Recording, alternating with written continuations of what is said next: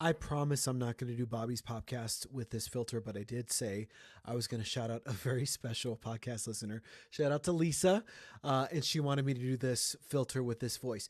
Oh boy! All right, let's get into Bobby's podcast officially. A marketing firm says that Taylor Swift brings in billions of dollars in publicity to the NFL, which, if you've been watching anything with the Kansas City Chiefs and this guy named Travis Kelce, even when she was booed at the Super Bowl, it was good for business because it kept the conversation going, which means good publicity and bad publicity are the same thing. They still bring in revenue dollars, so something to think about. Here's a cool story. Chris Pratt says his wife, Katherine Schwarzenegger, daughter of Arnold, inherited her dad Arnold's Austrian toughness. He says, quote, as a parenting team, she's more of an authoritarian. And I just think it'd be cool to be like raised by Arnold Schwarzenegger. Time to do your laundry. Clean up the dog poop. This story is special and near and dear to my heart because I'm a millennial, or as my wife says, we're zennials because we're in between Gen Xers and millennials. Anyway, they're always changing the categories. Here's the purpose. A list of movies that define millennials, which is technically still me, I'm the older millennial, includes Mean Girls. Love that movie. It's one of my favorites. Shout out to Brie because we quote that at any time. The limit does not exist on how many times you can quote Mean Girls. Also, the other movie, Superbad. The Mummy with Brendan Fraser. Harry Potter. Ron, no! No! What is it? He's going to sacrifice himself. And I don't know how this one made the list. Lord of the Rings, that movie. I saw all three of those movies, and I fell asleep at every single one of them. They're so boring. Interesting update on Ozzy Osbourne. There's a documentary coming out called No Escape From Now. It will debut on Paramount Plus later this year, but it'll be all about Ozzy dealing with his health issues as he prepares for his final concert. So from what Sharon said, he was kind of not doing the best, but hopefully they've shot this footage and it looks to be like a good show or something like that. So anyway, I love Ozzy. I feel like he's America's favorite crazy dad or something.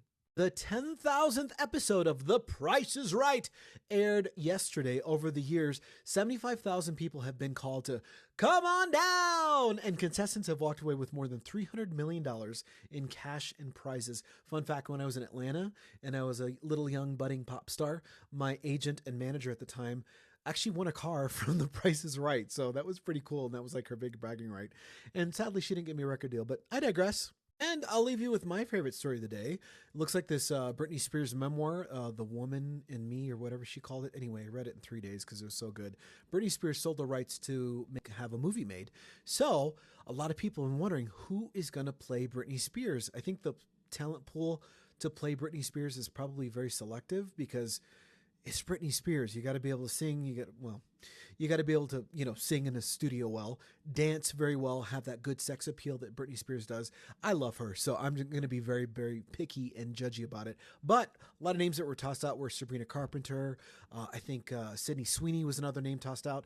But it looks like the rumor mill is saying Millie Bobby Brown is eager to portray Britney Spears in the biopic. Millie says she's I'll do Millie Bobby Brown's accent because she's from England. She's an absolute icon. I would love nothing more than to be a part of her story, but that's her story, and I'm in full support of her bringing her story to life how she wants to. Now, what's interesting, a lot of Britney Spears fans have been noticing about Millie Bobby Brown. She dyed her hair blonde. She's been wearing a lot of similar outfits to what Britney Spears has worn in a different barrage of media shots. So a lot of people are hinting that maybe Millie Bobby Brown has already signed on to play Britney Spears, and she's now starting to sow the seeds of the homage and the love factor there. So if that's the case, bring it on, baby. Hit me, baby, one more time. Or you could always end with, I'm not that innocent. Oh, baby, baby. Sorry, I'll shut up. Okay, thank you for watching Bobby's podcast or streaming it wherever you get your streaming. I'm on Apple Podcasts, Spotify, Amazon, iHeartRadio. Thank you so much for listening there. Or if you watch me visually, I appreciate it. I'm trying all the fun filters out, and you can see my cool new star background. Shout out to my wife for getting me that one. Fun fact, she got me the on-air one that was red, but because TikTok, when I film on TikTok, it inverts the video.